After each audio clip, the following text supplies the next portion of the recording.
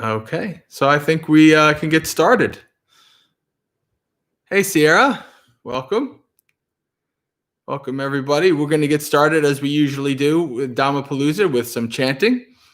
Have you ever chanted Ratthapala Gata before? Ratthapala verses? No, not chanted them. All right, well, let's give it a shot. Mhm. We'll do Namo Tassa first. Namo Tassa Bhagavato Arahato Samma Sambuddhassa. Namo Tassa Bhagavato Arahato Samma Sambuddhassa. Namo Tassa Bhagavato Arahato Samma Sambuddhassa.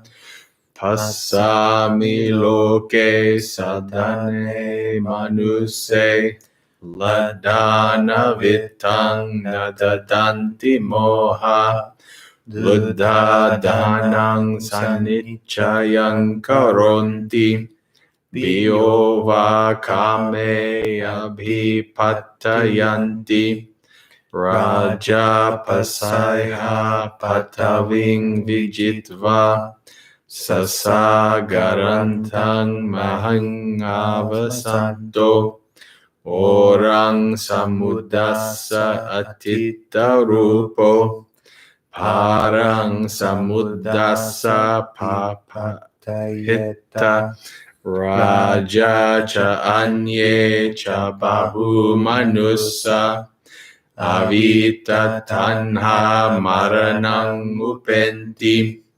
Unava utva najahanti dehang kamehi lokame natititi kandanti nang nyati pakiriya kese ahovata no amarati jahu Natena nang parutang niharitva chittang samadaya tato dahanti sodahati sulehi tujamano ekena vatena pahaye boge namiyamana bhavanti tanha Natida mitta atava sahaya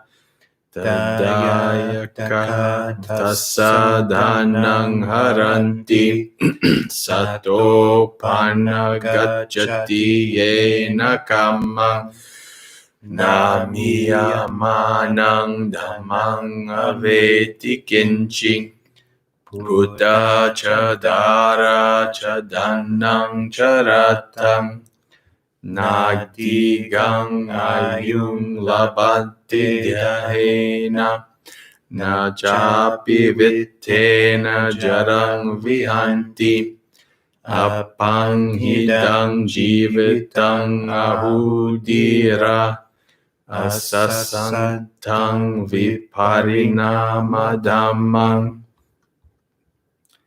Adda dalidda cha pusanti passang Balo cha diro cha tatteva putto Balo hi balya vadito vaseti Diro cha na vedati passa putto Tasma hi panya vadanena seyo Yaya vosanang idhadi gacchati abhyositata hi bhava bhavesu papani kammani koronti moha upeta gabbancha parancha lokang Sangsaram appajja paraya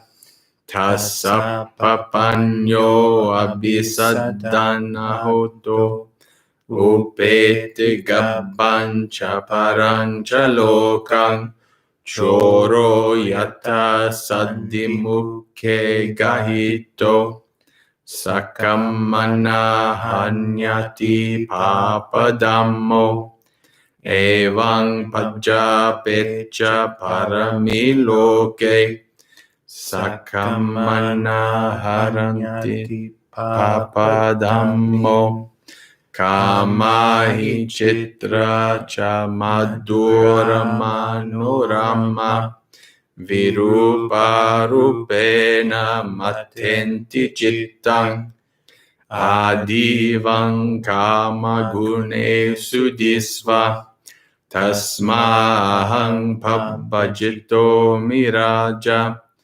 Dhammapalani va patanti maneva Daraja Dacha Sarira Beda Etang Pidisva Pabbajito Miraja Apanakam Sanmanyam Eva Seyoti. All right. Now English. I see men wealthy in the world, who yet from ignorance give not their gathered wealth. Greedily they hoard away their riches, longing still for further sensual pleasures. A king who has conquered the earth by force, and rules over the land the ocean's bound, is yet unsated with the sea's near shore, and hungers for its further shore as well. Most other people too, not just the king, encounter death with craving unabated. With plans still incomplete, they leave the corpse, desiring remain unsated in the world. Okay, there we go. Okay. His relatives lament and rend their hair, crying, "Ah me, our love is dead." They bear away the body wrapped up in shrouds, to place it on a pyre and burn it there. Clad in a shroud, he leaves his wealth behind. Prodded with stakes, he burns upon the pyre. And as he dies, no relatives or friends can offer him shelter and refuge here. While his heirs take over his wealth, this being must pass on according to his actions. And as he dies, nothing can follow him. Not child, nor wife, nor wealth, nor royal estate. Longevity is not acquired with wealth, nor can prosperity banish old age. Short is this life, all sages say. Eternity it knows not, only change. The rich and the poor alike shall feel death's touch. The fool and the sage as well shall feel it too. But while the fool lies stricken by his folly, no sage will ever tremble at the touch. Better is wisdom here than any wealth, since by wisdom one gains the final goal. For people through ignorance do evil deeds, while failing to reach the goal from life to life. As one goes to the womb and to the next world, renewing the successive round of birth, another of little wisdom, trusting him, goes also to the womb and the next world. Just as a robber caught in burglary is made to suffer for his evil deed, so people after death in the next world are made to suffer for their evil deeds. Sensual pleasures, varied, sweet, delightful, in many places disturb the mind. Seeing the danger in these sensual ties, I choose to leave the homeless life, O king. As fruits fall from the tree, so people too, both young and old, fall when this body breaks. Seeing this too, O king, I have gone forth. Better is the recluse's life assured. All right, friends. So, oh boy, did we get some? Let's just double check on the chat, see if we missed anything.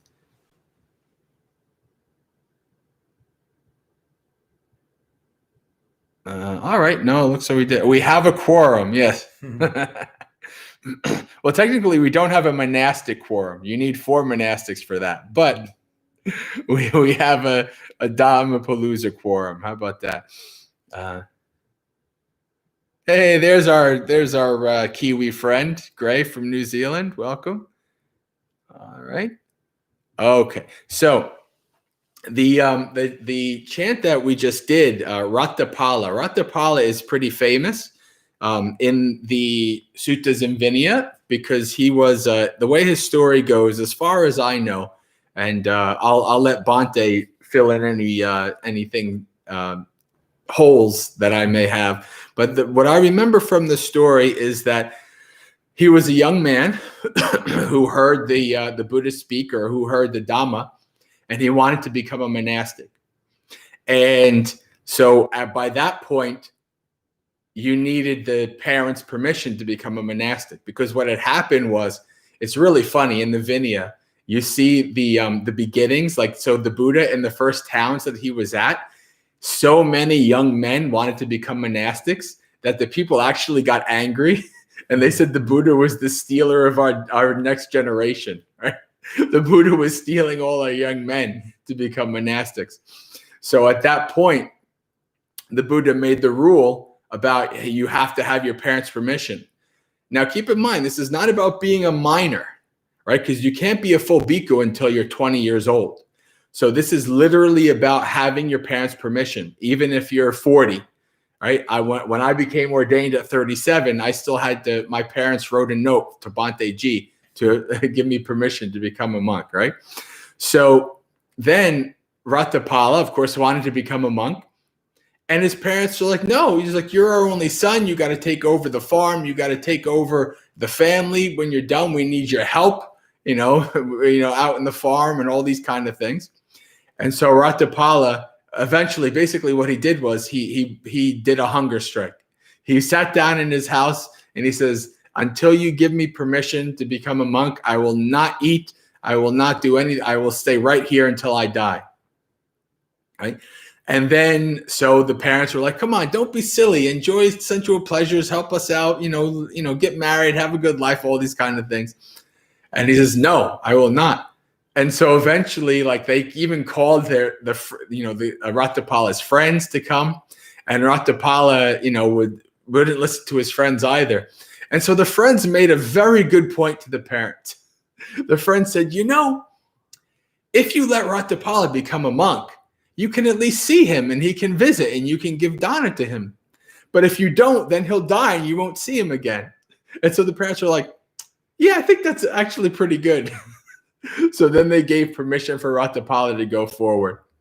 And so then he went forward and he became a monk. And so they have verses like this, like we chanted, are very, very poetic and very, like, for young people who want to become monastics. Ratthapala is very attractive to them. I remember two of my monastic friends from Bhavana who are not monastics anymore, but they really loved Ratthapala's verses, right? And so let's see. Good old Kalyanamitas. What would we do without them? Go to hell. That's what we do.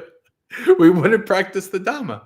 So do you have anything to add or to Ratthapala or anything? No? Well, I mean, it's like you say, it gives you the context for these verses.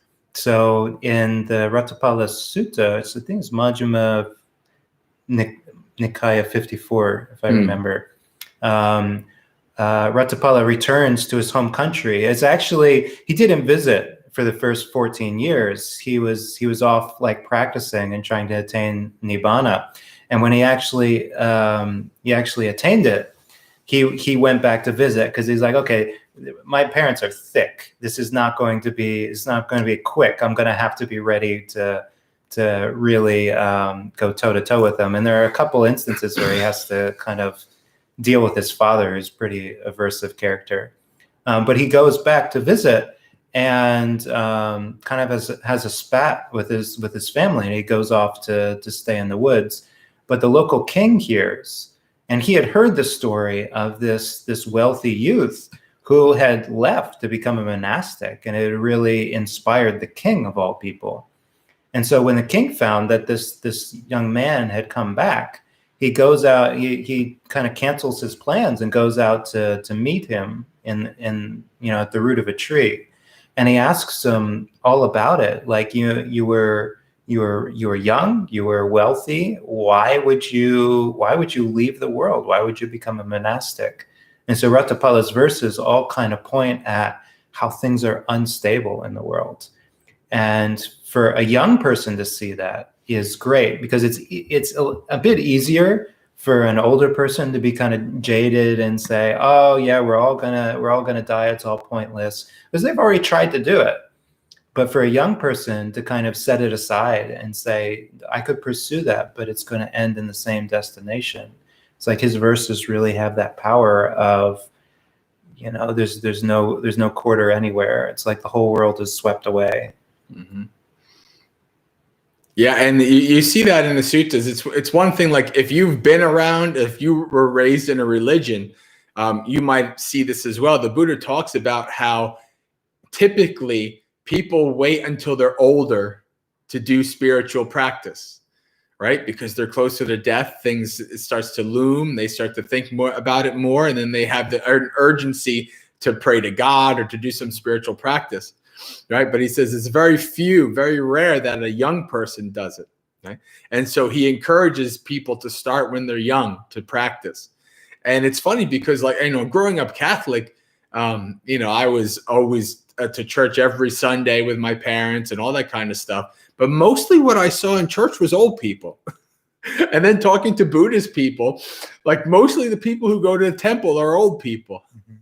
Right. So this is a human universal in a way. Right. The young people are not worried about such things. They're dealing with, you know, doing other things instead. They're enjoying the sensual pleasures of life, as you know, they said to Ratthapala, why don't you enjoy? You see that a lot in the suttas. Enjoy these.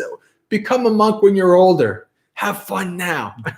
Enjoy sensual pleasures. Yeah. And you can make merit, and then you'll be better set up. I love Ajahn Chah. He was dealing with somebody who was saying, "Oh, you know, this whole meditation stuff, I'll get to it when I'm old." And he's like, "Well, imagine I'm standing on your chest, saying, okay, breathe in, breathe out." And that's the reality. If we keep putting off meditation and spiritual practice until we're old, the reality is we might be sick by then. It might be a struggle to practice. We might not have energy, or we might not have the mental faculties anymore to do it. So for a young person to kind of see the opportunity when you're young and you're capable, you can get a lot done. So really go for it. Okay, friends, even though we're like 25 minutes in now, welcome to Dhammapalooza again.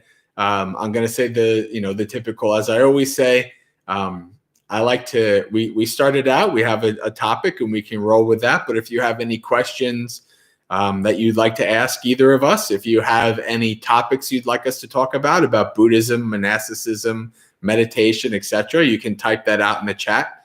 Typing out in the chat is not interrupting us. If we're talking, that's perfectly fine. You can have a conversation in the chat, talk to your fellow people in the chat, have fun. Talk Dhamma, listen to Dhamma. That's what Dhammapalooza is all about, right? So if you have any questions or comments, you can type them in the chat. Otherwise, I still have some of those nice suttas from last week that we never got to because it was a good Q&A the whole time.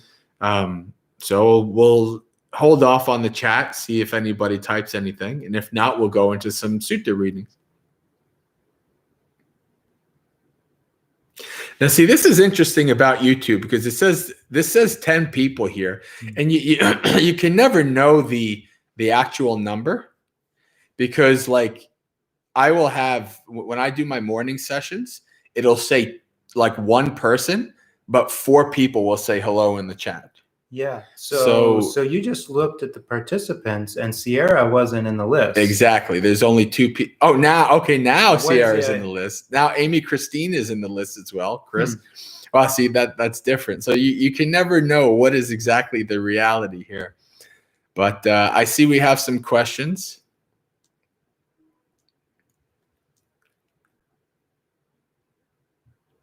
I guess Sierra, this is asking you this question.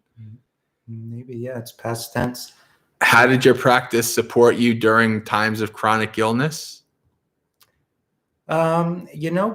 practice is difficult when you're sick. It's something, it really is worth saying. It's best to prepare when you're capable, when you're healthy, to see the opportunity, because you don't know how long that's going to last. So when I was really sick, I had no energy. I was in pain all the time. I couldn't do sitting meditation. My knees were swollen all the time. And practice was really scattered. There wasn't much I could do. My memory was shot. So at that time, practice was more about staying with it and just being aware of thoughts. So there are all kinds of thoughts that came up. But because I had done the work, establishing mindfulness and seeing the non-self nature of these thoughts, when some aversive thoughts or some really like self-defeated thoughts would come up, I would know that they were coming up, and I would know that they were conditioned by my sickness. So I wouldn't invest in them. I'd be like, well, of course I've got depressed thoughts coming up. I wasn't able to sit. I'm not able to perform my monastic duties. Why wouldn't you be depressed in that condition? And then because you don't feed the thoughts, they don't get the same kind of momentum. So really, I can say that's probably your practice carries you when you're ill. It gives you a sense of peace that you can tap into, where if you didn't do the practice beforehand, you won't have any peace when you're ill. You'll just be scattered and adrift. So yeah, I mean, practice when you're healthy, and just anticipate it, pay it forward. I remember Ajahn Chah talking about this in what, like, he said, was giving a talk, and he said something like, people come to me and they say, oh, I'm sick, I can't meditate. And he said, that's exactly when you should meditate. Like, that's when you should actually practice, is when it is worse off like that. So thank you for. Yeah, it's easy to say, but when you get there, it's like, well, to be clear, I mean, it's about letting go. Like, you got to understand you're not going to have the same level of practice as if you're able to really give all day to it.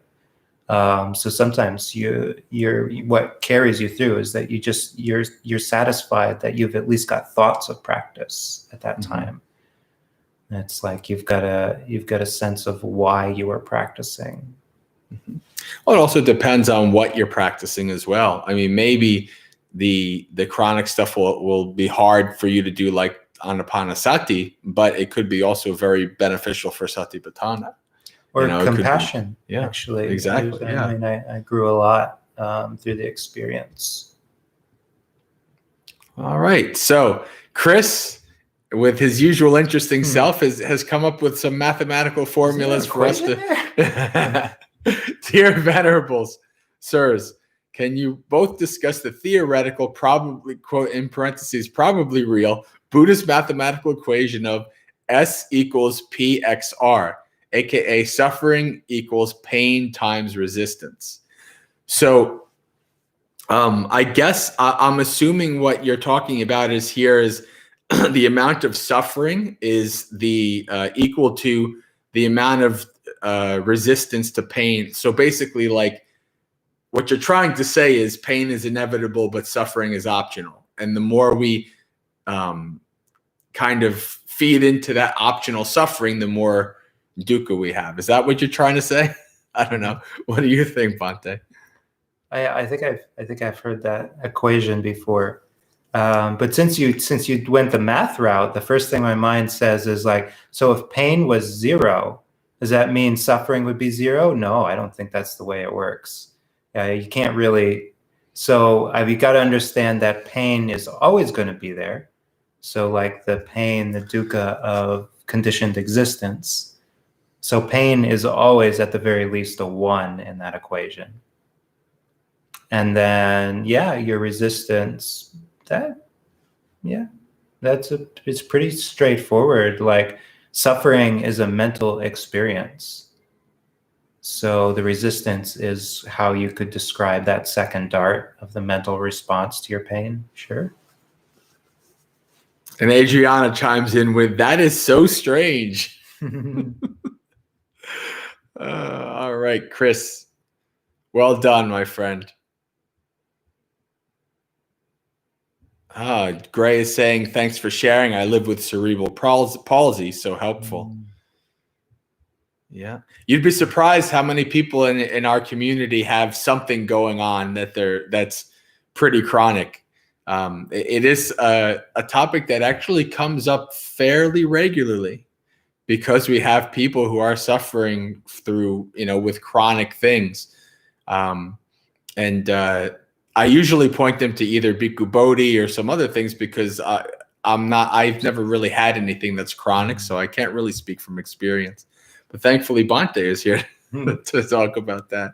Yeah, it might seem like disproportionate, like the amount of meditators who've got some sort of chronic health thing going on, but I think we're more clear about that's what's going on. Like we're more aware of it. But also like in what's called transcendental dependent origination, the Buddha lays out, what are the conditioning factors for the drive to enlightenment? And the very first factor is suffering. Suffering conditions faith. So we don't even get the idea of practice until there is an experience of suffering. Now, for the Buddha, it was extremely subtle. Like he became aware of aging, sickness, and death. And that was enough suffering to propel him on his path. But for many of us, we start to really want to practice after we stop getting everything that we want, after our body starts saying, no, I'm not going to do what you want. By then, it's too late.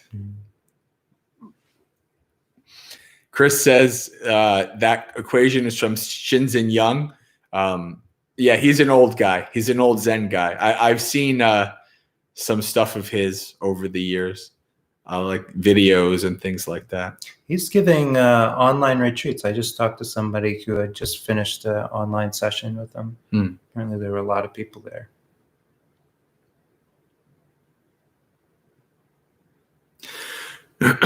Chris is asking, thank you, Chris, for all these wonderful questions. Does anyone here have a recommendation for Bhikkhu Bodhi's penultimate written work? Going to go hunt down an e-reader file. The Nikayas, I mean, like the fact that he translated most of the Nikayas, or at least edited some of the previous translation. That's it. I mean, that doesn't get any penultimate than that. The fact that the Nikayas are available in English for us, I don't see anything more important than that Bhikkhu Bodhi's ever done. To be honest with you, the benefits of that will be very, very long going for a lot of people for many, many years in the future. I say one in terms like of a small periodical, which I think the PDF is out there. He put out the Digha Nikaya 2, the Mālunkyāputta Sutta, as like a standalone translation. And it has a wonderful introduction to it. So not only is it an awesome sutta, there's the gradual training in it, but also he writes a really good write-up for it. And I think you gotta look for that. Like in terms of an e-reader file, I've seen an e-reader file for it, but some of them just have the translation. So you want to find the one with his introduction, and that's a really good read. But yeah, it's like download the suttas and you'll be reading for a long time. Yeah. And you also, if you're just starting out, in the Buddha's words, an anthology of the Pali Canon is also really, really good. Like that's, if I had to pick one thing, that would probably be it, because it's such a good gateway drug to the suttas.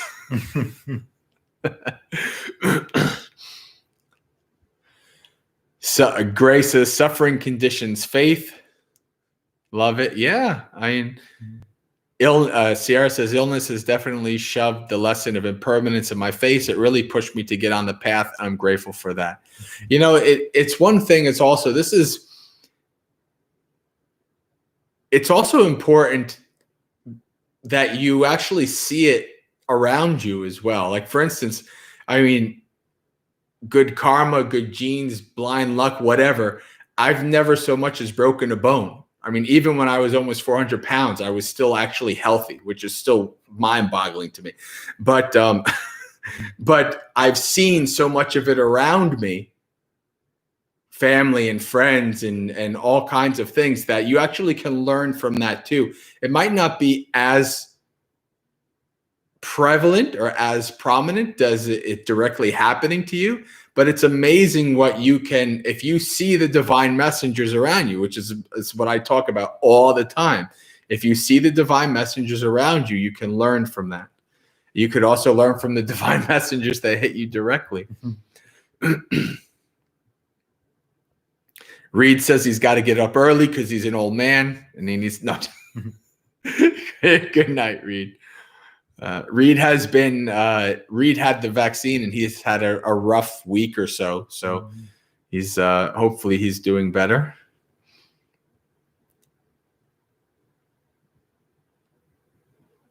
Chris, surely in the public domain. No, none of these things are in the public domain. They're not that old. Yeah. I don't know. Some of his stuff, I think he retained the rights to it. Did he? Or maybe he retranslated it. But yeah, the wisdom publications you have to pay for. But I've seen, some of his stuff is on Sutta Central for some reason. Yeah, on Sutta Central. Yeah, because they've given permission for that. Yeah, but not all of it, though, interestingly enough.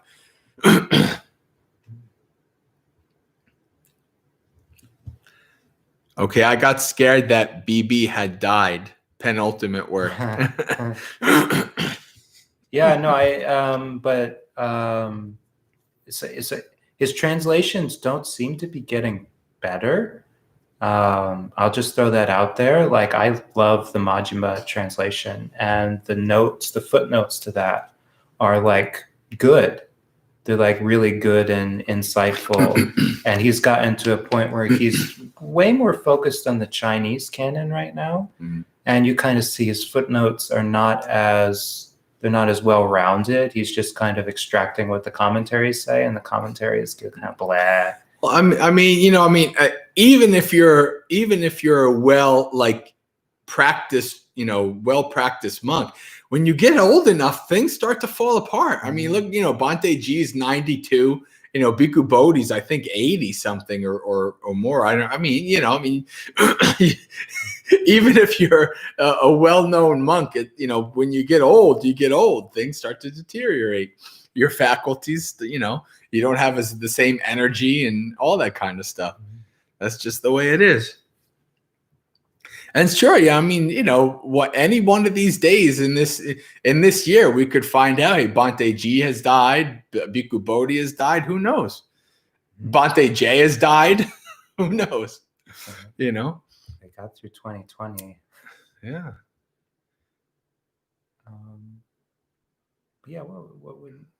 Penultimate. Mm-hmm. But in Bhikkhu Bodhi, he had quite a heyday.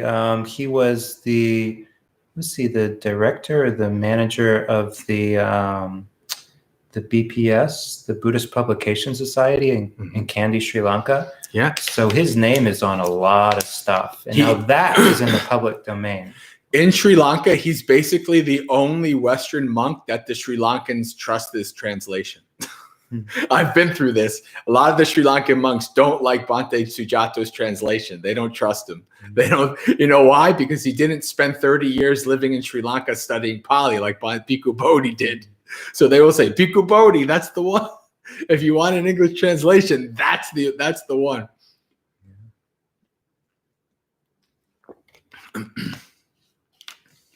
I don't know. I kind of like Bhante Sujato's translations for the most part, but it's quicker. Yeah. It's a lot quicker. Yeah. All right. So it looks like the chat has gone quiet, so maybe we can read through a sutta. What time we got? So we still have 20 minutes until we would do the guided meditation. That's our... All right. So Did we do that last time? No, we didn't. We didn't do a sutta last time because it was all quick Q&A. Okay. Last one we did was the one with Anuruddha. Right. Okay. Yeah. So I saw you bring this up, but I guess we didn't get to it. Exactly. Yes. Yeah. We didn't do this.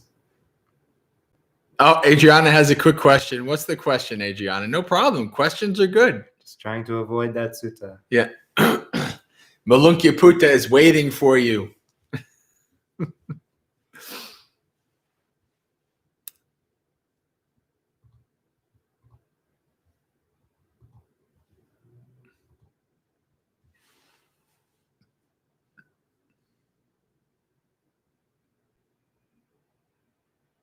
Are you typing the question, Adriana?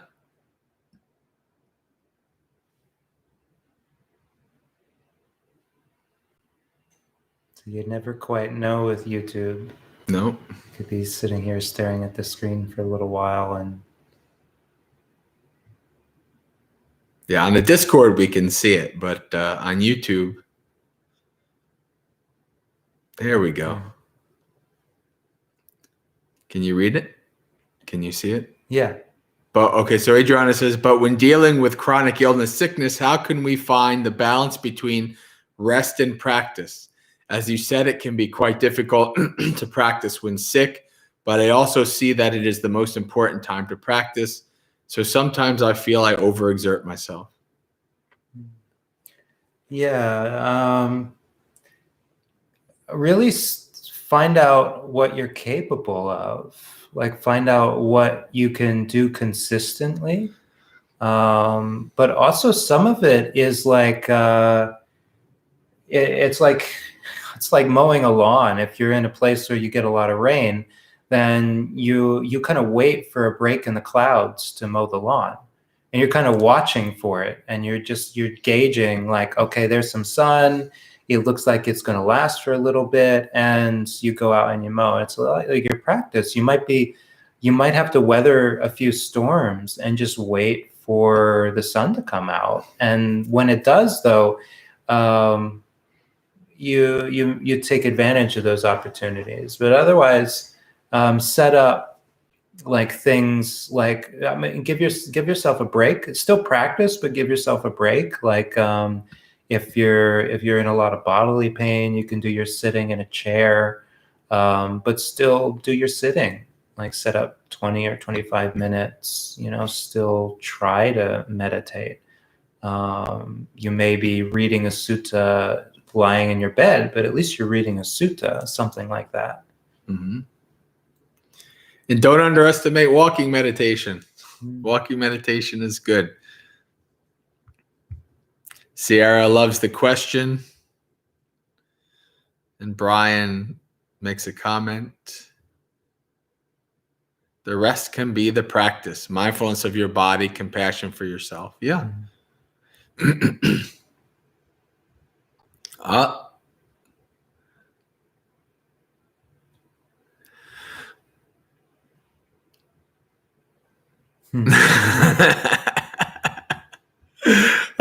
Chris with the wonderful comments.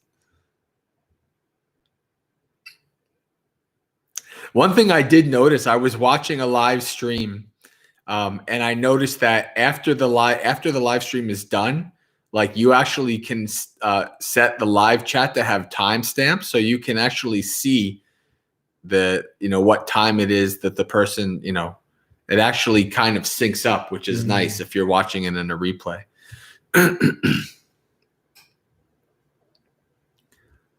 All right. So we'll move forward with the sutta, and then if you have any questions, you can type it in the chat. The shorter discourse to Mālunkyāputta. Thus have I heard. On one occasion, the Blessed One was living near Savatthi in Jeta's Grove, Anathapindika's park. Then, when the Venerable Mālunkyāputta was alone in meditation, the following thought arose in his mind. These speculative views have been left undeclared by the Blessed One. set aside and rejected by him. Namely, the world is eternal, and the world is not eternal. The world is finite, and the world is infinite. The soul is the same as the body, and the soul is one thing and the body is another. And after death, the Tathagata exists, and after death, the Tathagata does not exist. And after death, the Tathagata both exists and does not exist. And after death, the Tathagata neither exists nor does not exist. So that's a four-pronged questioning that you see a lot in the suttas. And I don't remember the specifics, but I remember like reading Bhikkhu Bodhi and some other Bhantes talking about this, how this was kind of a debate thing, like how they use. So it's either, the question here is, right, the Tathagata exists after death, doesn't exist after death, neither exists, does not exist.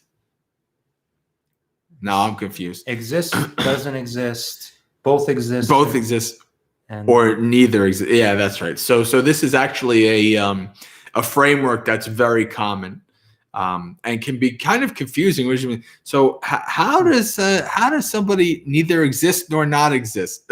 Like these kind of things. But these are the questions, and so the Buddha doesn't answer these questions. The Blessed One does not declare these to me, and I do not approve of and accept the fact that he does not declare these to me. So he's like, the Buddha, it doesn't answer these questions. He's being evasive, and I don't like it. He should answer these questions. And so I shall go to the Blessed One and ask him the meaning of this. If he declares to me either this world is eternal or this world is not eternal, ... or after death the Tathagata neither exists nor does not exist, then I will lead the holy life under him. If he does not declare these to me, then I will abandon the training and return to the low life.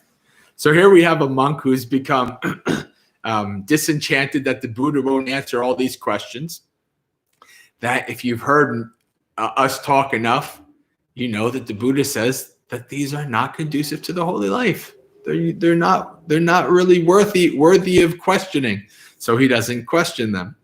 As a matter of fact, one of my favorite, now Adriana and some of the Discord people will know, one of my favorite responses the Buddha ever gives to a question is in the Nidana Sanyutta. The Buddha is asked, I forgot the specifics of what he's asked, but he's asked the question, and the Buddha responds with, invalid question. Right? Straight up, he says, invalid question. I love that response. Because the Buddha is very much, he has one goal, right? He says, both formerly and now, all I have taught is dukkha and the cessation of dukkha. That's what he teaches. Anything else is superfluous, extraneous, not conducive to the ending of our suffering. So this is what he teaches. So this is why he doesn't declare these things. And then when it was evening, the Venerable Mālunkyāputta rose from the meditation and went to the Blessed One. After paying homage to him, he sat down at one side and told him, "Here, Venerable Sir, while I was alone in meditation, the following thought arose in my mind. These speculative views have been left undeclared by the Blessed One. If he does not declare these to me, then I will abandon the training and return to the lower life. If the Blessed One knows the world is eternal, let the Blessed One declare to me the world is eternal. If the Blessed One knows the world is not eternal, let the Blessed One declare to me that the world is not eternal. If the Blessed One does not know either the world is eternal nor the world is not eternal, then it is straightforward for one who does not know these things and does not see to say, I don't know, I don't see. If the Blessed One knows," okay, so we're just going to skip through all these because it's basically he's just going through exactly just before.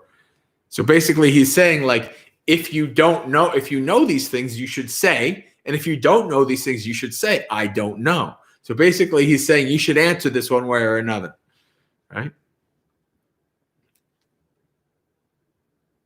And so then the Buddha says, "How then, Mālunkyāputta, did I ever say to you, 'Come, Mālunkyāputta, lead the holy life under me, and I will declare to you the world is eternal. ...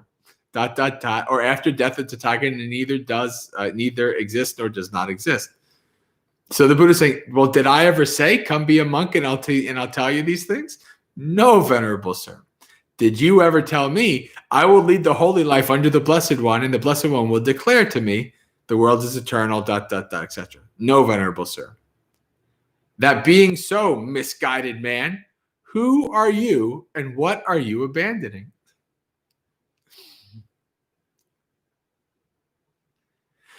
If anyone should say thus, I will not lead the holy life under the Blessed One until the Blessed One declares to me the world is eternal, ... that would remain still undeclared by the Tathagata.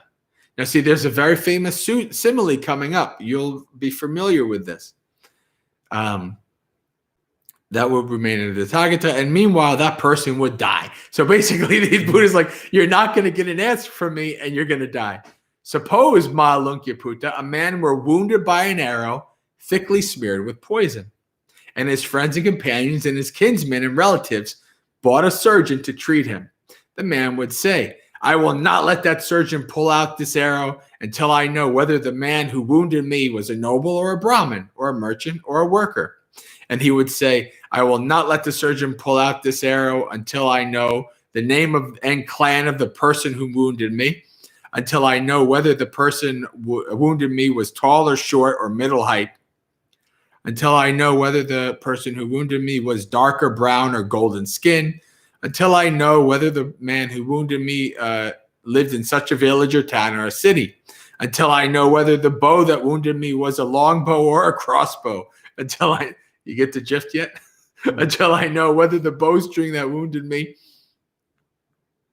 was fiber or reed or sinew or hemp or bark. Until I know whether the shaft that wounded me was wild or cultivated.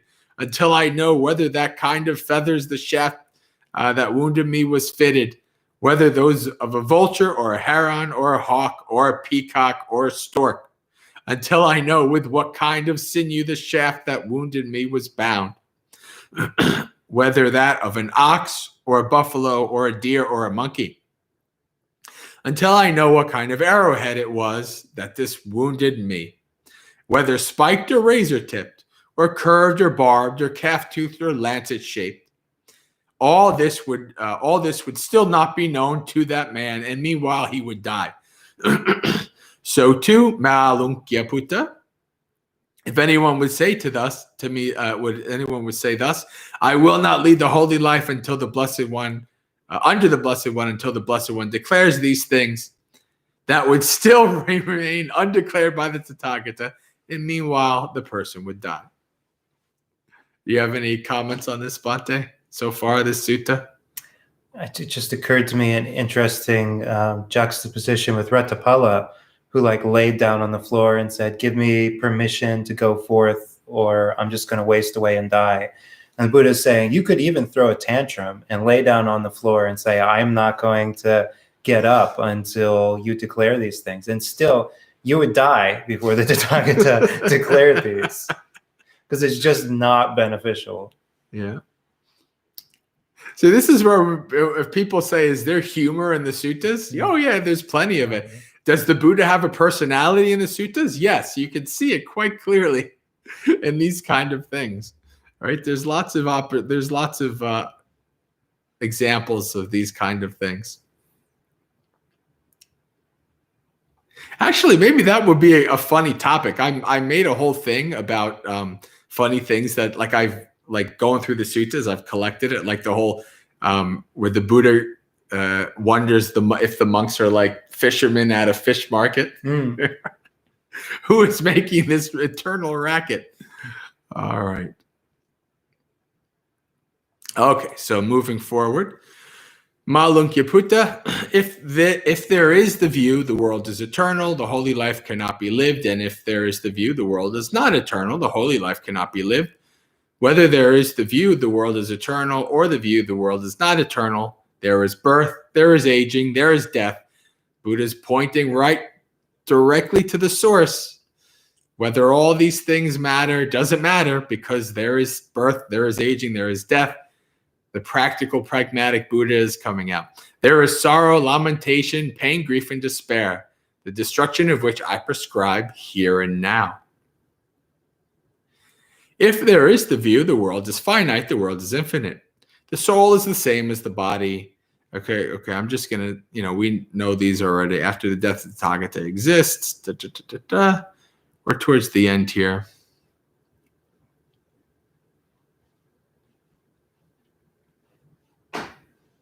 The holy life cannot be lived. If there is the view such and such, the holy life cannot be lived. If there is the view, the holy life cannot be lived. Whether there is the view such and such or not, there is birth, aging, death, sorrow, lamentation, pain, grief, and despair, and the destruction of which I prescribe here and now. Therefore, Mālunkyāputta, remember what I have left undeclared as undeclared, and remember what I have declared as declared. And what have I left undeclared? The world is eternal. I have left undeclared. The world is not eternal.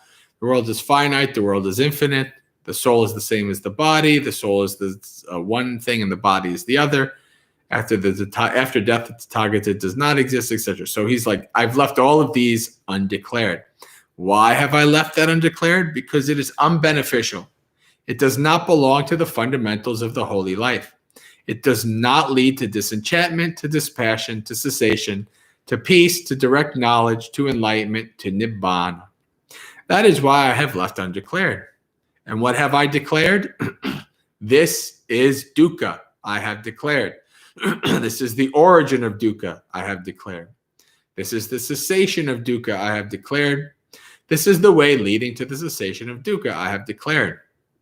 Why have I declared that? Because it is beneficial. It belongs to the fundamentals of the holy life.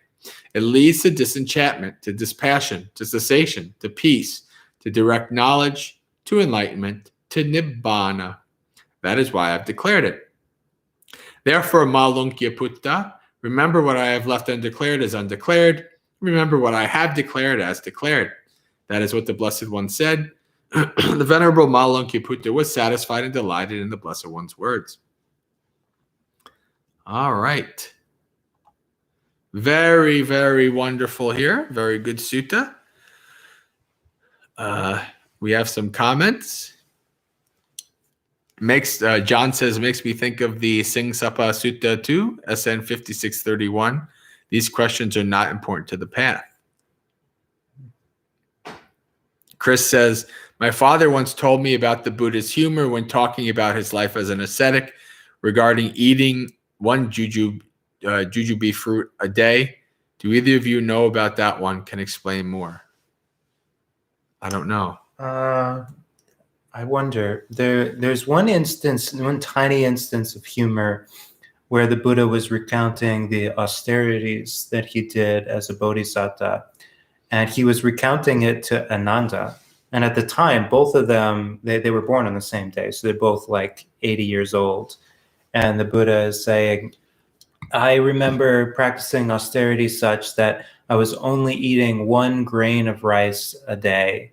And Ananda, you might think back in that day, rice grains must have been bigger than they are now, but that is not the case. Yeah. So it's just funny to think of 2 old guys talking to each other that way.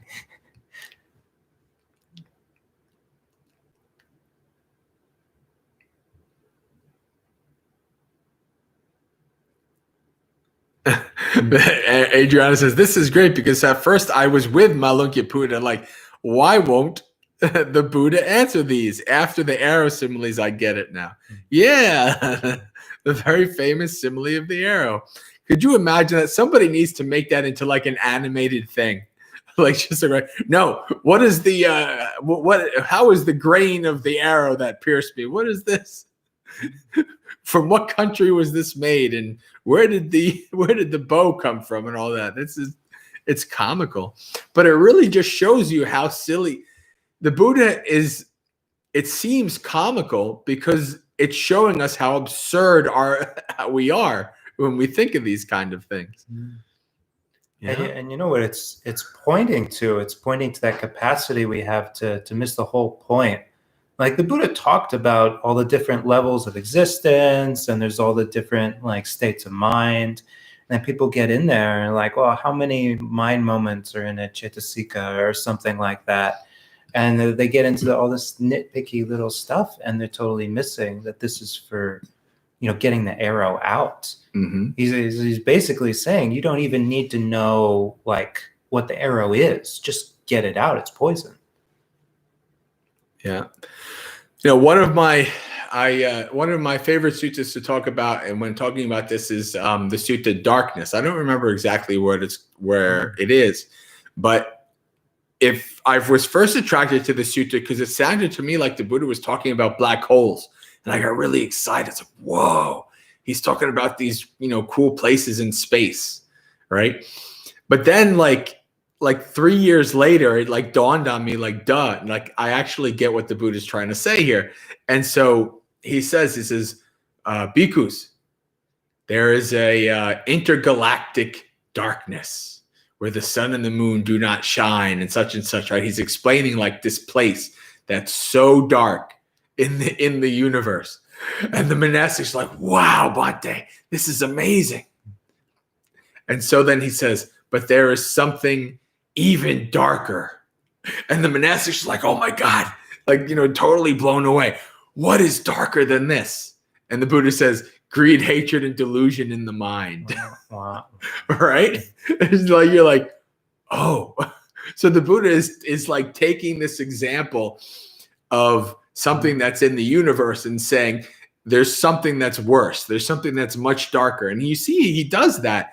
And he's not doing it like, he's not saying these things for you can say, wow, Buddha can see these things. He's so amazing.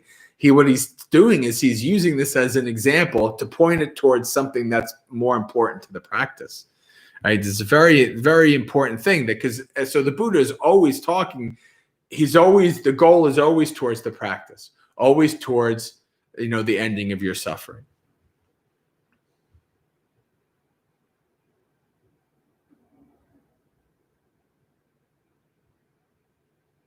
What is Sierra? There's okay. Oh, and then the chat moved quick. Mm-hmm. All right. Sierra says, I've noticed my mind has a tendency to be critical about people that are not following the path. It's led to frustration, and I know it's not skillful. Any advice on that? People who are not following the path, you mean like everybody? That's normal. This is not normal. But that is just normal. That's the state of it. It's supposed to arouse compassion. That's the Buddha's main response is, just to have compassion for people who are not practicing the path. Frustration is not going to be a helpful response. So when you notice it, you're just like, yeah, it makes sense. Like you'd want better for people, but you just turn it around and just see that there's suffering there, because every single person who's practicing the path can remember a time before they were practicing the path. They can remember what it felt like to not know what direction to move in, like what was right, and that was suffering. That's the worst kind of suffering. It's like a black hole. Yeah.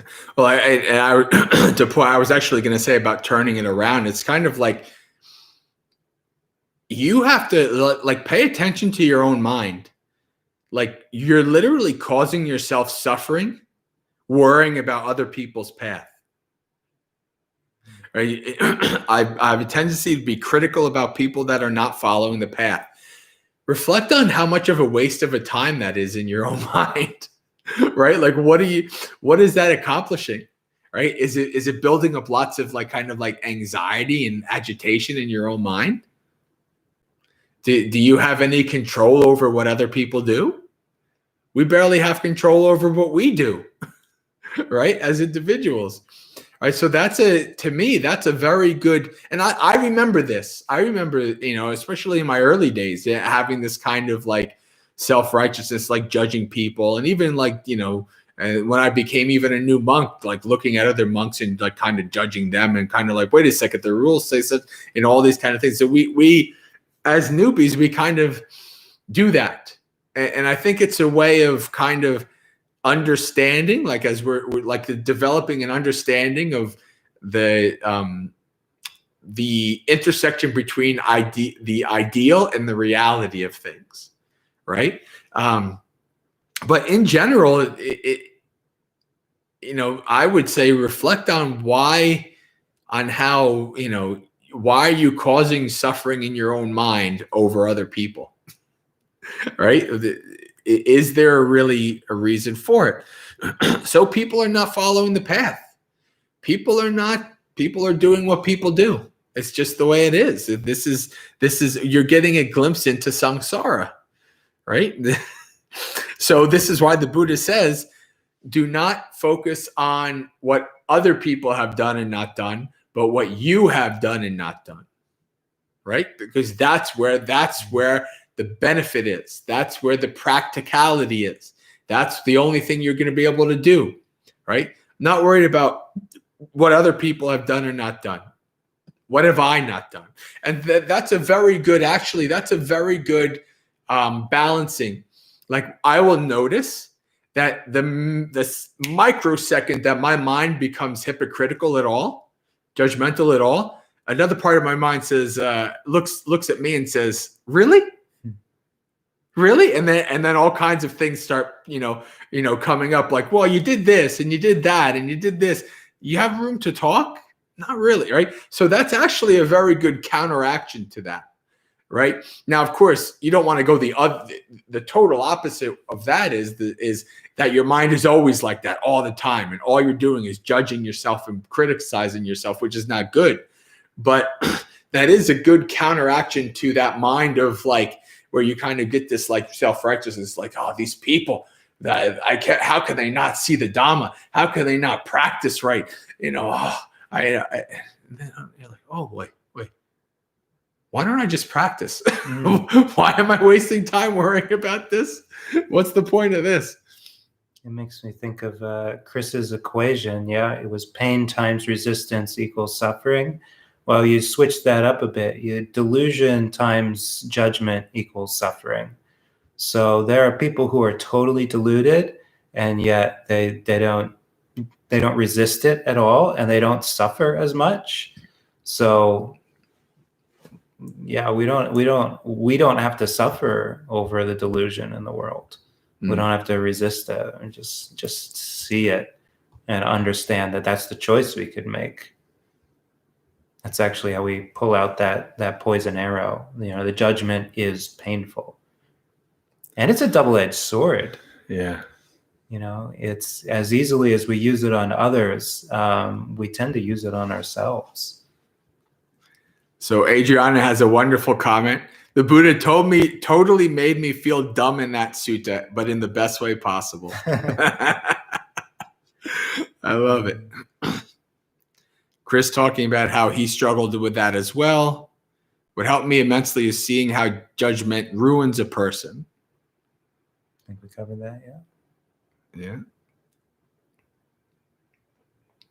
Brian says, attempting to bully the Buddha into answering irrelevant questions never works out well. Yeah, there's this one sutta, I believe it's in the Majjhima Nikaya. It's one of the best because what happens is the Nigantas, the Jains at the time, there's a couple of them, they're together, and one of them goes and says, I will go and wrestle the Buddha in debate. And just like a strong man takes a weak man and does whatever he wants with him, that's what I shall do to the Buddha. And one of the other Nigantas says, no, be careful. Buddha has the, what did Bhikkhu Bodhi translate it as? The converting magic. Right? And that is technically, not always, which is wonderful because you actually see, like the Buddha, you actually see that there are people in the suttas that the Buddha cannot help. Right? This is why the Buddha is called the trainer of people that can be tamed. Right? So like there are people who, that try to go up against the Buddha, and the Buddha is able to kind of talk to them and they say, okay, I become a Buddhist, a practitioner. But other people are like, no, I don't, I'm going away. See you later. So, but the Buddha having this converting magic is a hilarious thing. I think that's also in the Majjhima Nikaya, the Upali Sutta, just fantastic verses when that Jain does go to the Buddha and does get converted and becomes a Buddhist. He creates these incredible verses of praise to the Buddha. Okay, Chris says, the Buddha once said that anger is a poison that harms all parties involved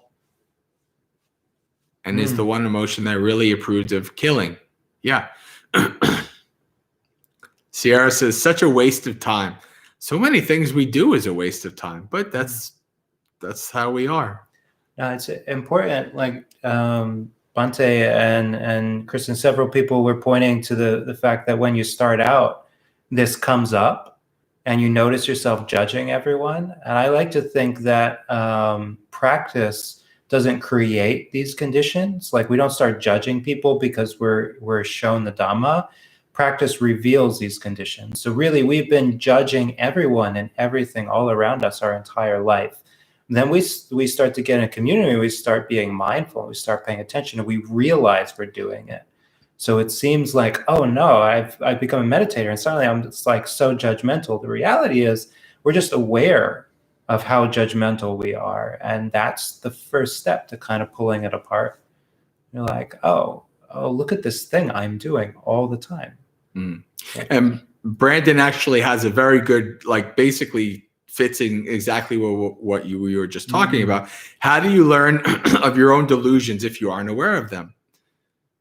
You don't know. If you don't know, there's this wonderful, I remember when I was in Child Protective Services, there was this kind of, they were talking about what you know and what you don't know. And there's this, I don't know what it's called, but it's like there's, you don't know what you don't know.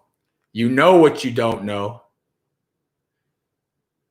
You know, I forgot what it is, but I don't remember the four things. But the one thing is like you don't know what you don't know, and that is exactly what happens in the beginning. Ignorance is bliss, right? But then, as you start to practice, as you start to gain insight, your delusions are revealed. Not all of them, right? Because some go really deep, but some delusions are revealed, and then you actually kind of let go of those delusions. You say, "Oh, I used to see this way." But now I realize that was delusional, right? Now I see a better way. Of course, 98% of the rest of the things you're still seeing delusionally, but for those 2%, you've made progress.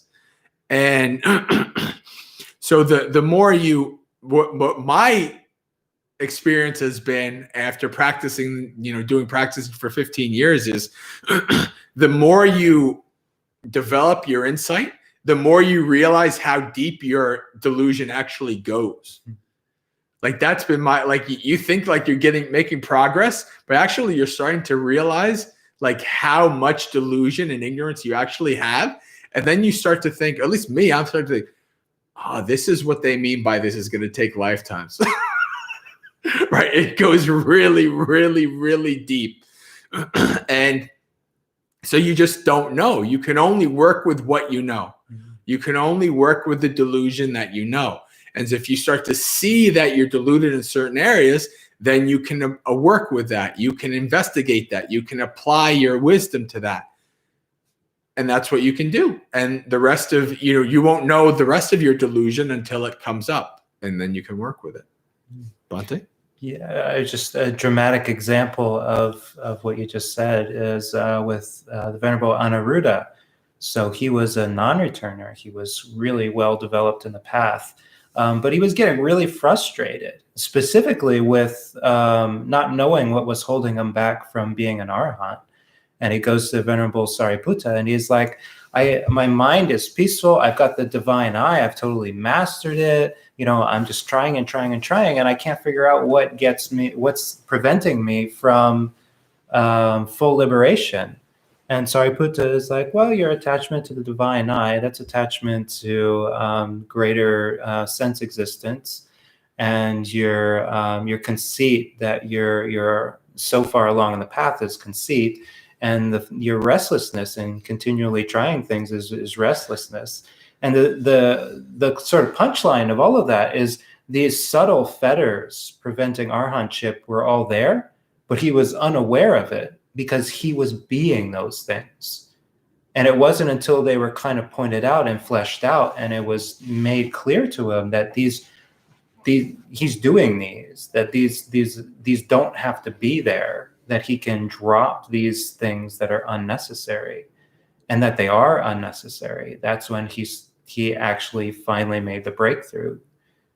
But he had to have it pointed out to him, because he thought, like, I'm great, I'm super calm, I got the jhanas, I got psychic powers, why am I not an arahant?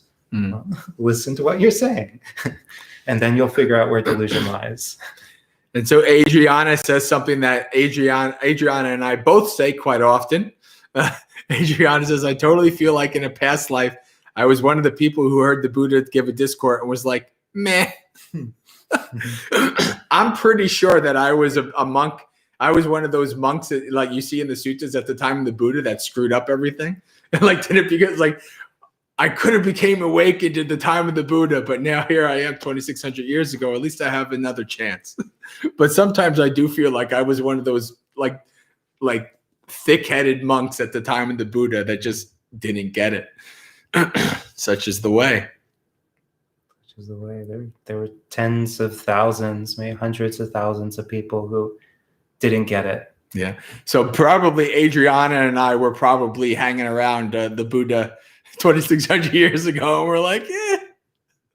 It's actually pretty likely to have so much association with the Buddha's dispensation in a non-Buddhist country, in an era 2,500 years after the Buddha. There's actually a pretty good chance you've encountered this before. And if you're not enlightened, that you probably didn't fully get it or commit yourself back then. And we're all in that camp, so that's not judgment. Chris says, one heck of an exciting journey to suddenly start discovering all of your delusions. I have this picture. You might have seen this picture on the Discord, but somebody posted it in the memes, and you see like this picture of this knight. And me, I'm a fantasy nerd, a knight guy, chivalry guy, so it connects with me. And there's this one knight, and he's facing like what looks like Mara's army, this big giant knight and all these knights. And you see like somebody posts like against the knight, it says, those who follow the path. And then for the army in the big knight, it says greed, hatred, and delusion, right? So like that is like perfect for me. That's like, yes, like, you're the one on the journey, the quest, and you're up against pretty insurmountable odds, but it can be done. The Buddha did it and shows us the way.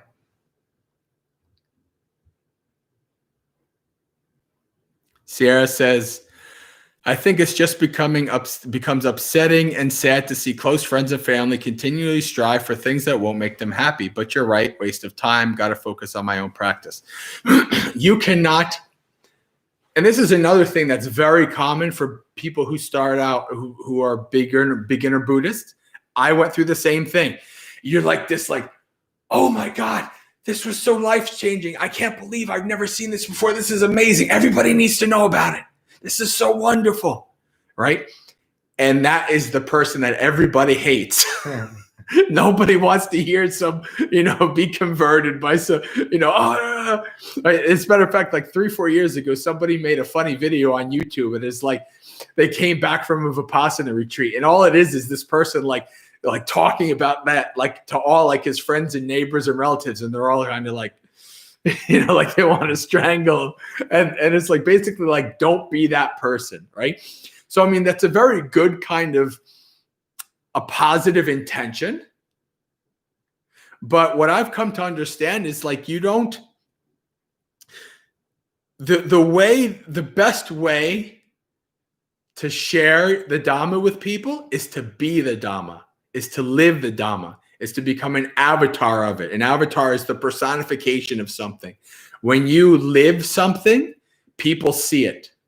And then they question, and then they ask questions, and then they want to maybe change to be more like you, right? That's how you do it.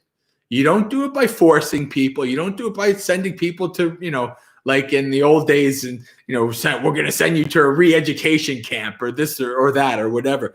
That never works, right? You can never force things on people, right? You can only be the change that you want to see. And then the people who will be affected by it will be affected by it. And those who won't. And that's okay, right? You're in samsara, right? You ain't saving everybody. No, you're not leading everybody, or probably most likely you're not leading anybody out of samsara. Like we've already talked about how the Buddha was asked by a Brahmin, how many people will you bring out of samsara? And the Buddha says, I'm not concerned with how many people that will become awakened, but I do know that all those who will become awakened will do so by following the Noble Eightfold Path. So the Buddha's like, all I can do is to make sure that the teachings are out there, set up the fourfold assembly to make sure that the teachings last for as long as possible to help the most amount of people who are willing to listen and to practice them. And that's it, right? And so it's the same thing with you, right? You're going to try to convert and go out and, change everybody's lives. You can't. You can only be the person that when people are ready and interested, they can come to you. Any thoughts on that, Bhante? No. All right.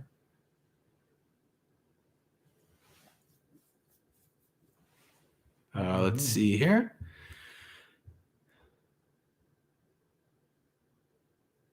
And the other thing is, again, if you think like, oh, it's so sad that my relatives see this or that, that's another thing. Like a really good lesson for you to look at yourself and be like, where's that coming from? Like, it's like, is there just a little bit like, oh, I wish they were, make sure that you're looking at if there's any pity or any kind of like looking down, because that is often very kind of, that can often be part of the intentions of that kind of thinking, because if you're wise and you're compassionate, then you kind of have a better understanding of how things are, like a better understanding of the human mind and human nature. And it's just like, well, this is how it is. And we can only hope that and wish that they, live more skillfully and do better in the future for their own karma. I can think of many stories where a sincere and clear and genuine expression of compassion was what really helped somebody turn around. And often when we look out into the world, all we see is people judging us. But that one moment when somebody sees our suffering and sees us clearly and meets that without ego, but with compassion, it can be enough for us to understand that we're kind of all in this together. Chris says the beacons are lit. Bhante J calls for aid. I don't know what I was calling for aid, but I love that reference as always. The soldier and the meme. Yeah, it's the Lord of the Rings thing where they light the fires, so that which is actually based on real history. But anyway, Adriana still downing herself, saying, "Wow, I never thought about that. I really was one of those people who went mad." But you came back for round 2. Yeah, exactly. Hey, we're all here, brothers and sisters in the Dhamma.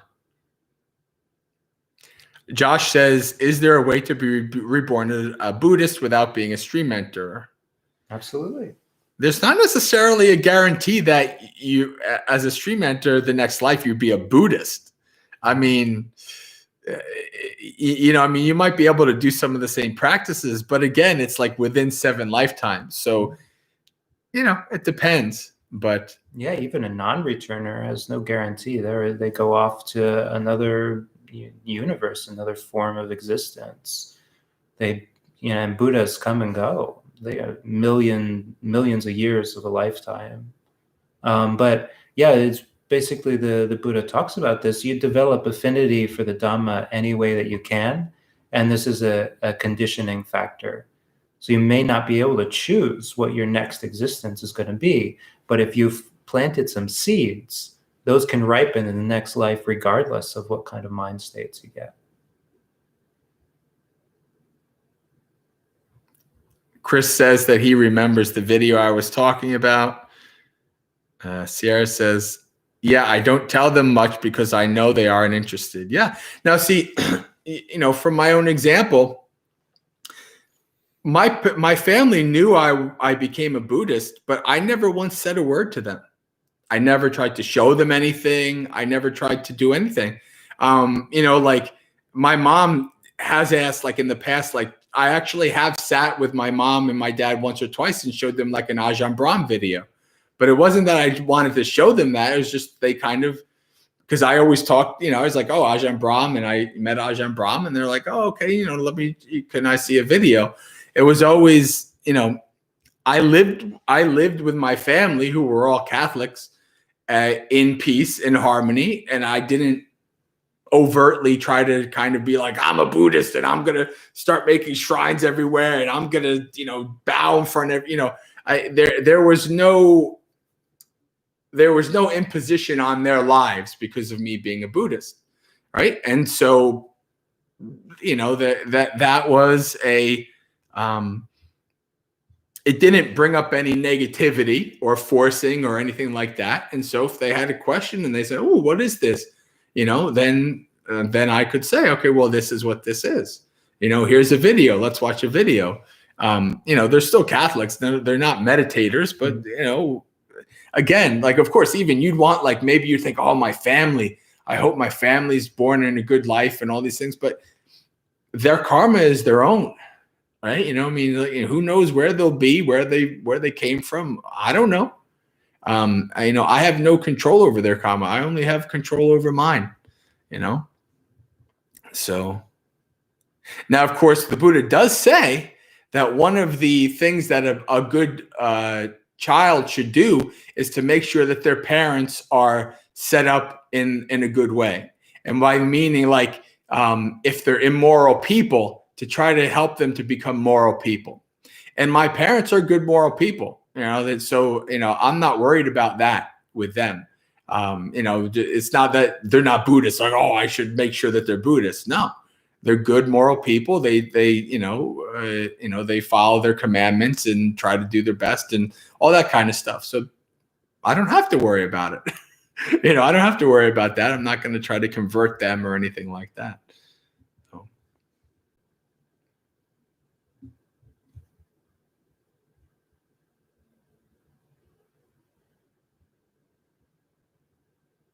Be the Dhamma. Yes, be an avatar of the Dhamma. I love, now, unfortunately, that silly movie made that everybody thinks, when they think Avatar, they think of blue aliens. But Avatar is a very old thing. Like, even in, like, I remember when I was young, there's the video game series called Ultima, and right, the Avatar. So, like, the avatar of these virtues, like the avatar of justice, compassion, such and such. So, like, like, that is an ancient kind of thing. It being an avatar is a personification of something, right? So if you live the Dhamma, if you become a personification of the Dhamma, then that is a very powerful thing for people to see.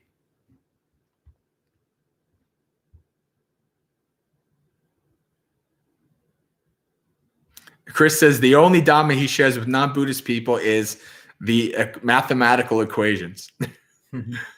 Which really is great. I mean, when I was wandering around, I would read the Dhammapala, and those, like, simple verses with just really pithy statements of truth can be wonderful conversation starters, because that's what you really want to rely on, is not the doctrine, is just truth. Because the nature of truth is that it's something you can agree on.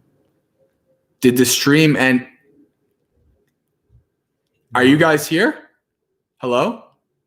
Tell me if you can hear me. Because it seems like some people are saying there were some issues. Yeah.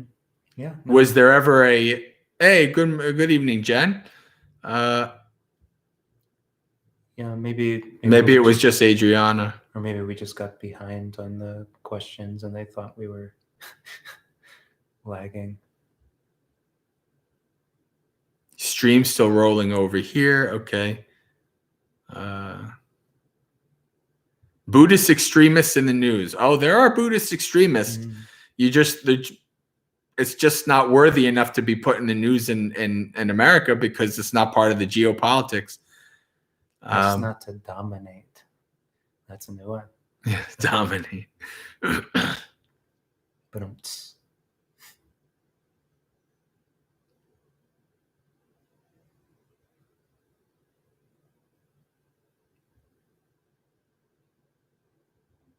Adriana's like, yeah, every time I hear Avatar, I go to the blue aliens.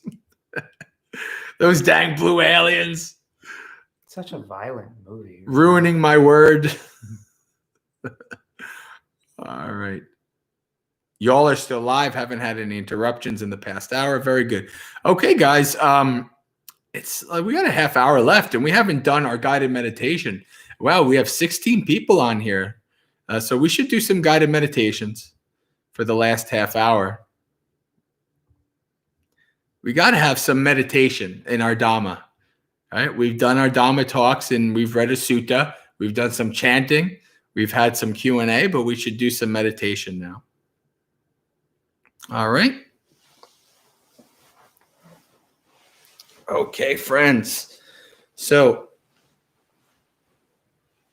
yeah, Adriana says, so one of the funny things that we've noticed about the stream is we lose like half the people on the stream during the guided meditation. So Adriana's like, okay, we have 16 now. Let's see how many are left at the end. All right.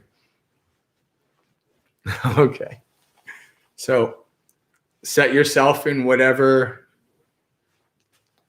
posture that you feel is comfortable and stable for yourself, whether on a cushion or in a chair, whatever works for you.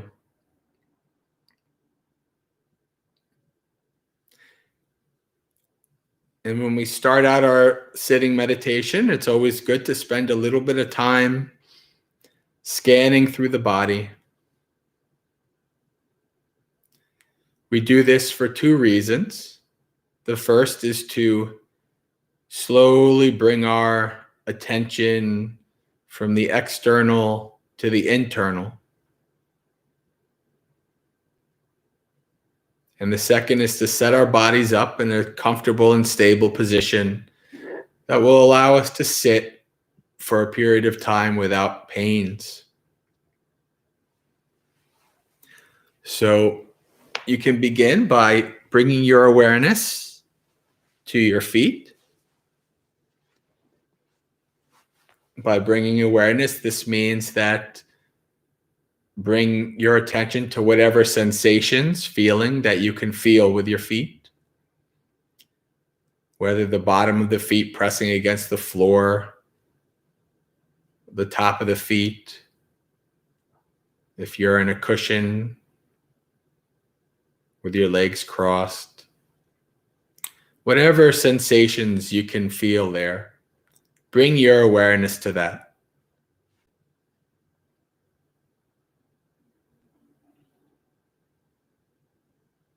And as we scan up through the body, if you have trouble finding any sensations, you can prompt yourself by asking, what do I see? What do I feel? And then usually something will present itself in your awareness.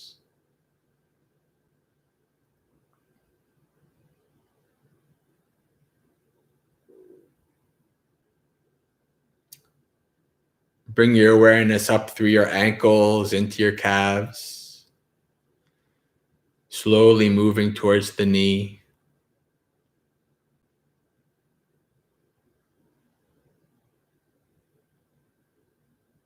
If there's any small pains or imbalances in your posture, now is the time to adjust your posture. Once we get started following our breath, we want to be able to park our body, to leave it be. So take the time now to adjust as needed.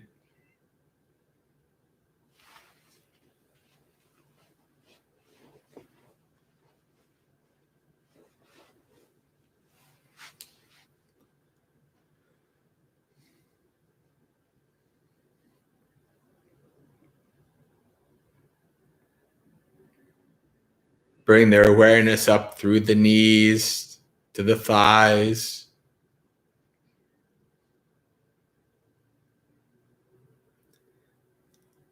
What is the feeling of the thighs pressing against the chair or the cushion?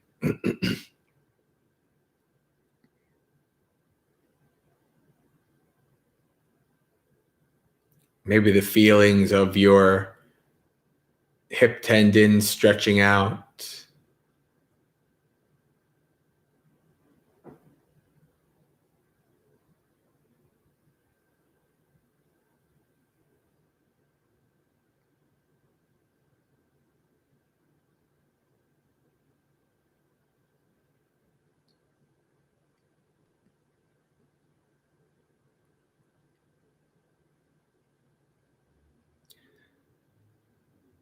And bring your awareness to your pelvis, hip bones, buttocks. If you're on a cushion, check to make sure that your sits bones, your buttocks, is balanced, distributed on the cushion.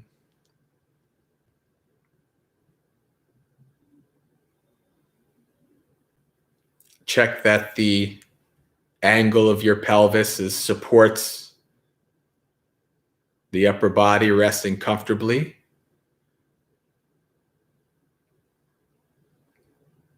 The lower body is like the foundation of a house. The rest of your body rests on top of it.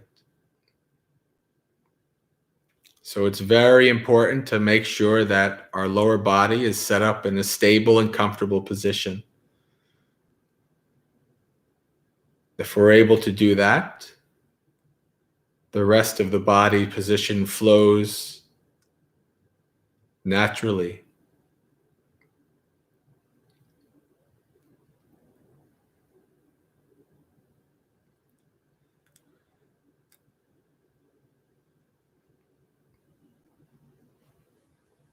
Once you've set up your lower body in a stable and comfortable position, move your awareness up through the abdomen and the chest.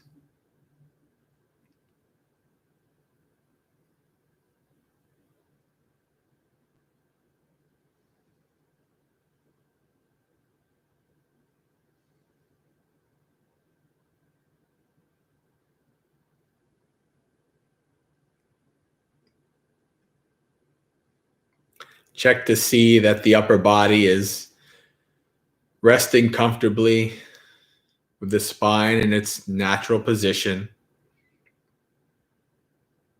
The upper body is not slouching or leaning. If the lower body is set up well, the upper body can just gently rest in its neutral position without any strain or bending.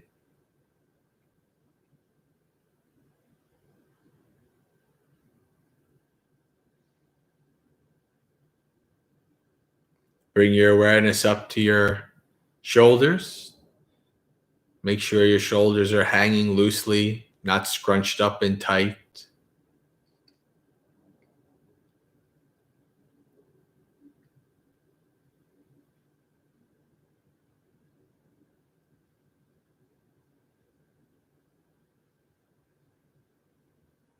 Bring your awareness down through your elbows and your hands.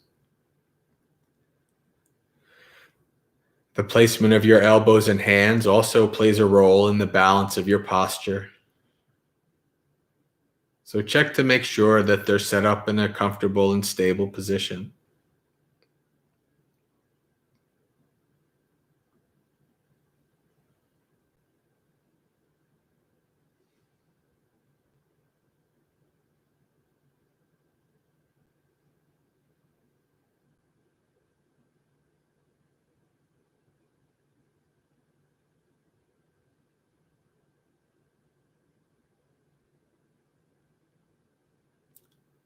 Finally, bring your awareness up to your head.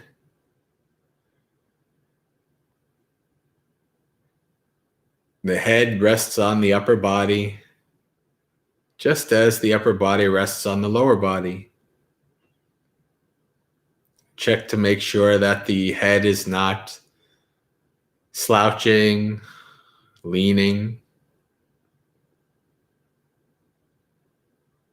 If the spine is in a resting, neutral position, the head should rest also comfortably, with the chin parallel to the floor.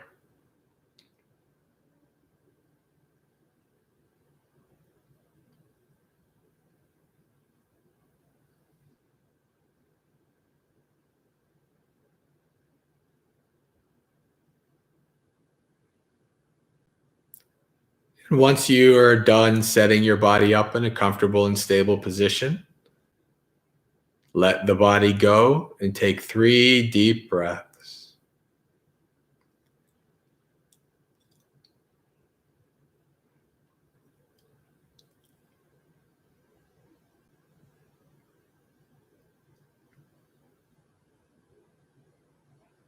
And then let the breath go. From here on in, we do not wish to manipulate or control the breath in any way. This body has been breathing from the moment you were born and will continue to do so until the second you die. It doesn't need you to do its job. Your job is to simply observe, investigate the breath. Watch as this body breathes in. Watch as this body breathes out.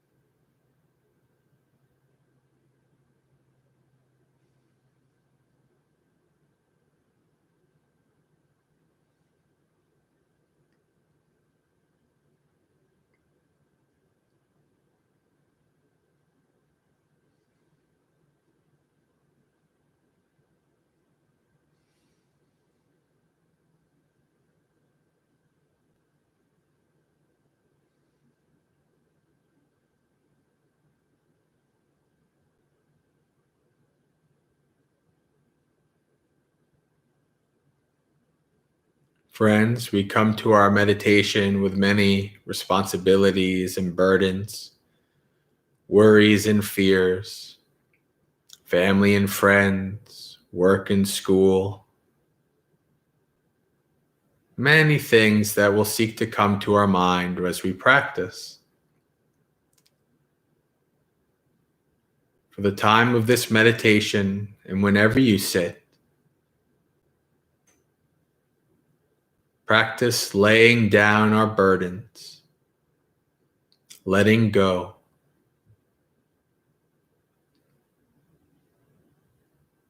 Just as the mighty Atlas holds the world on his shoulders, so too do we each hold our world on our shoulders, a heavy burden. Whenever you sit to meditate, lay your world down, at least for the time. There'll be plenty of time to pick it up later. But for now, lay your world down and follow the breath.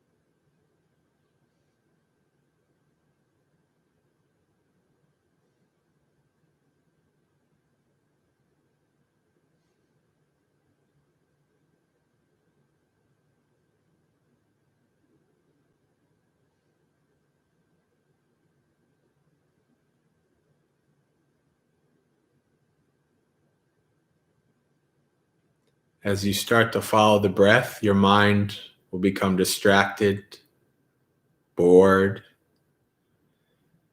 It will want to go to the past, the future, the other side of the world, the universe, wherever. This is normal. This is simply your mind showing you how it works, showing you its craving. You did not fail or do anything wrong.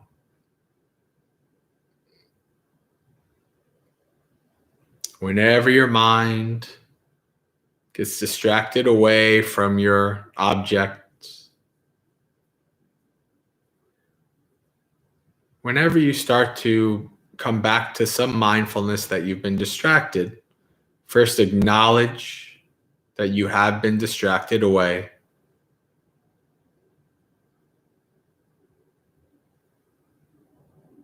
Then practice letting go of the distraction and return to the breath.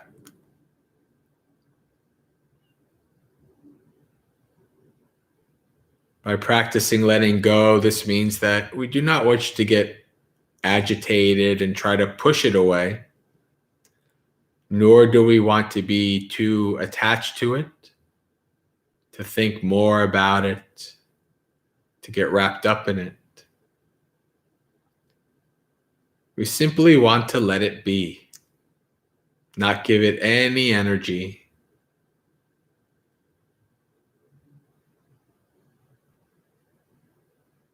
It flowed into your mind like a stream. Let it keep floating by. You'll see that it arises and eventually ceases, all while following your breath. So however many times you get distracted, simply acknowledge the distraction, practice letting go of it, and return to the breath over and over.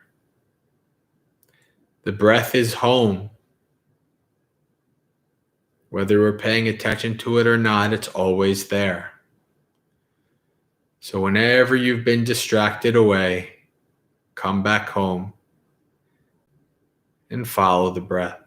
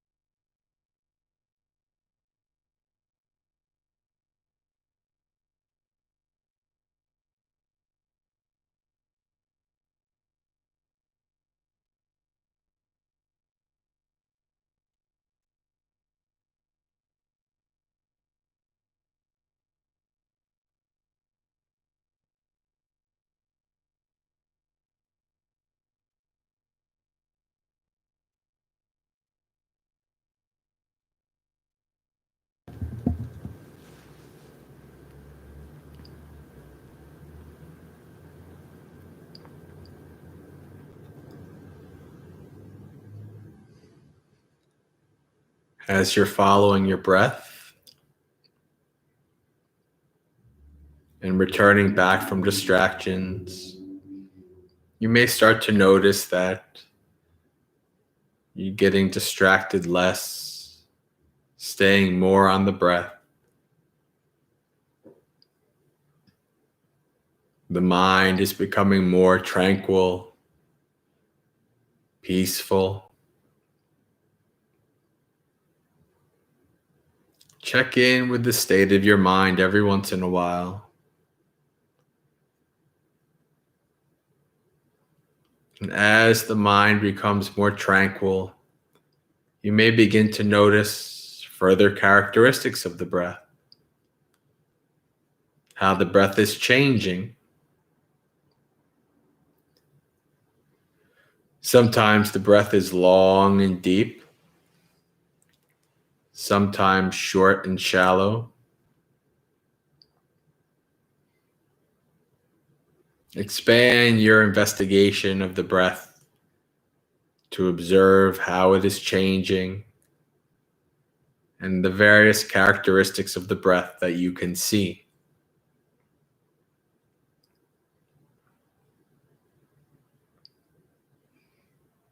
See more deeply into the breath.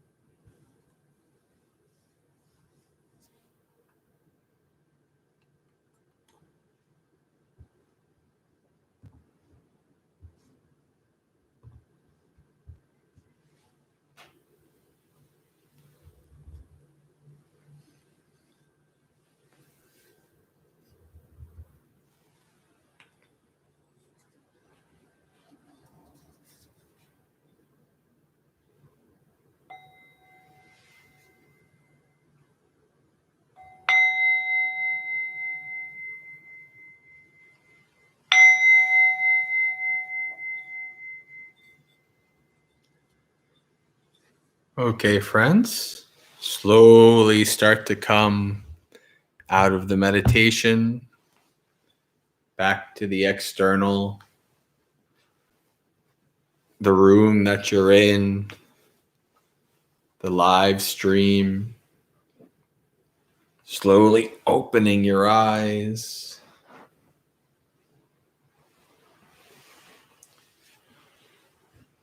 And so, Adriana, what's the number you see now? How many people did we have fall asleep and fall off the live stream as we were doing our guided meditation. So I think it went from 16 to 12. It's not bad. It's a good retention rate. Okay, friends. Well, we've come to the end of our we've come to the end of Dhammapalooza.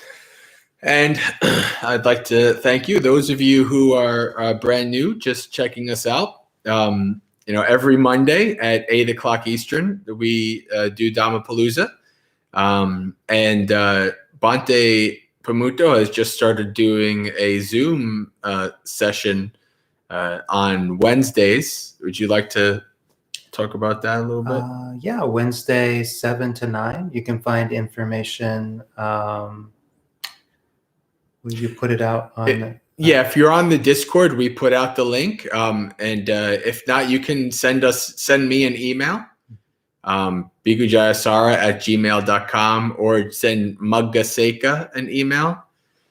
Maybe Adriana or Chris or somebody, just type in that email in the chat so people could see it. And we'll make sure that, the Zoom calls are quite interesting. I'm getting used to the Zoom thing, and I kind of like it. It's nice to see faces. Yeah. Wednesdays. So Wednesdays from 7 to 9. Those of you who'd like to get a little bit of the monastery experience while I'm here at the Indonesian family temple here, at mornings at 8 a.m., I'm doing what I call the monastery experience, which is the precepts, a little chanting, and a little bit of a Dhamma talk. So on this live stream right here, the same thing, every morning, 8 a.m. So if you're ever up in the morning and you want to come hang out, there's about 5 or 6 people who come pretty much religiously every day. And then there's people who kind of come in and out. So you're always welcome to do that. And also, please, if you like the channel, you can, lots of stuff on the channel. Feel free to subscribe and check that out. And as long as I have internet and I'm in a stable place, I do these kind of things, all kinds of different videos. And then there's times where I'm not in a stable place and then I don't do them. So, but for the most part, for a while now, it's been stable. And for a couple of months still to go, it'll still be stable. And I think that's all I have to say. So let's end with our sharing of merits.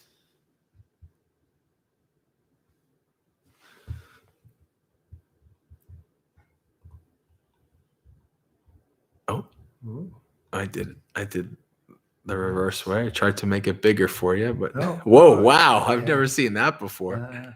Oh boy. All right, well, you know the Pali at least. So let's see. Dukkha pata chani dukkha, baya pata chani baya, soka pata chani soka, hontu sabbe pipaniyo, etavata cha amehi, sampadang punya sampadang, sabbe deva anumodantu, sabba sampatti siddhya. Ekasata jabumata devanaga mahiddika punyang tang anumoditva charang rakantu sasanam. So it goes, may the suffering ones be suffering free, and the fearful fearless be. May the grieving shed all grief, and may all beings. I'm trying to remember. Usually I read it. See, this is what happens when you don't memorize it. And may all beings find release. Yeah, relief. May all beings share in this merit that we've thus acquired for the acquisition of all kinds of happiness. May beings inhabiting space and earth, devas, nagas, and yakas of mighty power, share in this dispensation. Share in this merit with us. May they long protect the Buddha's dispensation. Sadhu, sadhu, sadhu. Oh, not bad memory for an old man. It's mostly about, I would say that was about 80%, right? Okay, friends. Until next time, Suki Hotu, may you be happy, practice well, and be well. May you have a very spiritually successful and peaceful week.